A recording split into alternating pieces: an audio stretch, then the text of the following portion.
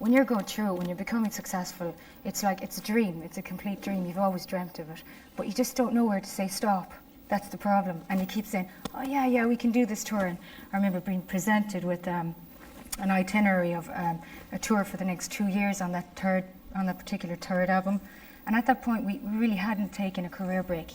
You know, we were just going from an album, making an album in a studio, say for 2 months, and then we go out for 2 years and tour, back in 2 or 3 months in the studio, back out for 2 years worldwide, back into the studio, and we recorded our third album, and we went back out to tour it. And I think probably maybe about 6 months into that tour, it was obvious that, you know, we were kind of going, why are we doing this? Because none of us were happy. We all missed our own lives. We didn't have personal lives anymore. We were just like, you know, so it's funny, it just kind of happens, you know, and you're just kind of in the middle of it. And then you start snapping at each other. Not really, no. No, you didn't?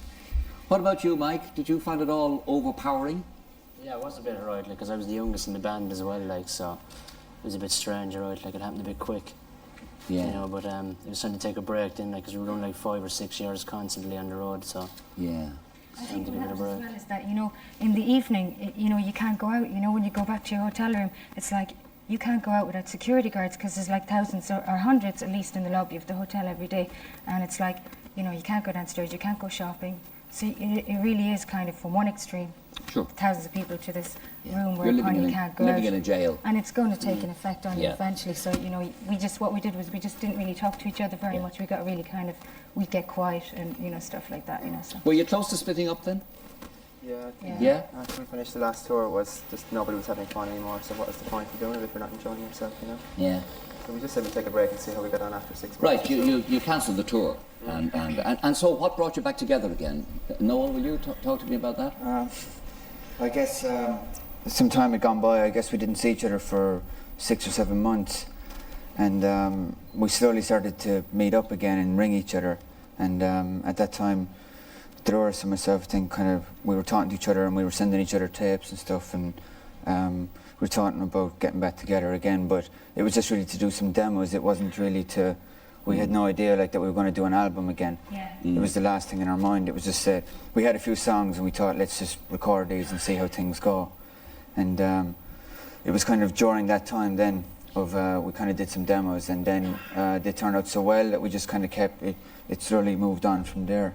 And then I guess about 6 months later we ended up with an album that was finished and ready. Isn't this worldwide fame a most extraordinary thing? And nobody thinks of the downside. You realise a dream, and the dream suddenly turns into whatever. Yeah. And you have to gather yourself together again and touch base. And It's true. I mean, because ultimately I think, you know, we set out to make music, and we all love music, but nothing can prepare you for the fame aspect of life. Yeah. You know, that no matter where you go, people are going to recognise you, and some people would be nice and some people won't be nice, Sure. but ultimately you don't feel normal, you know.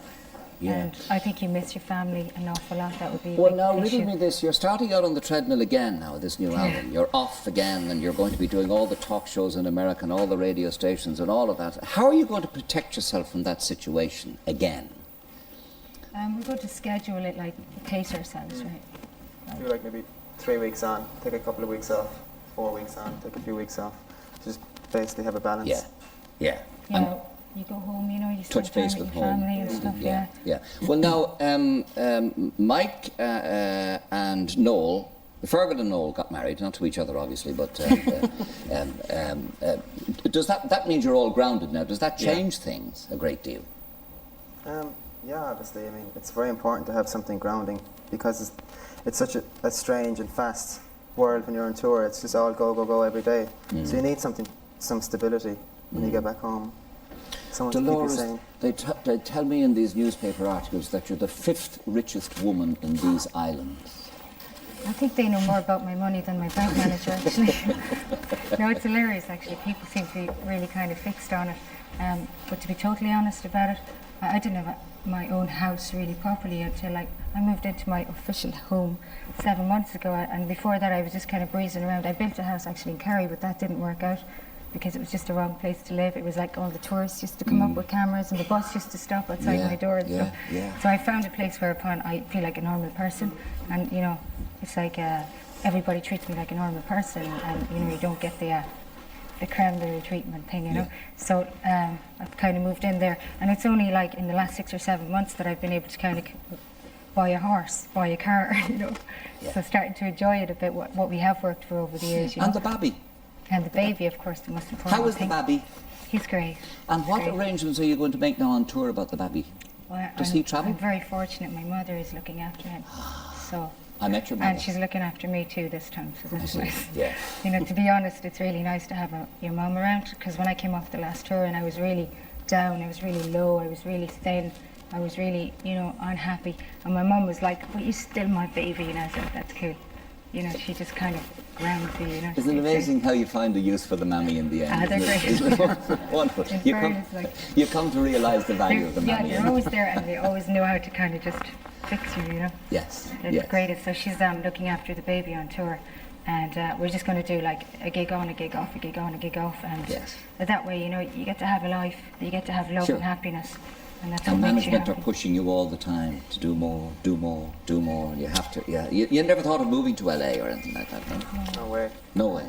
No way, you've been there, yeah. I get lost.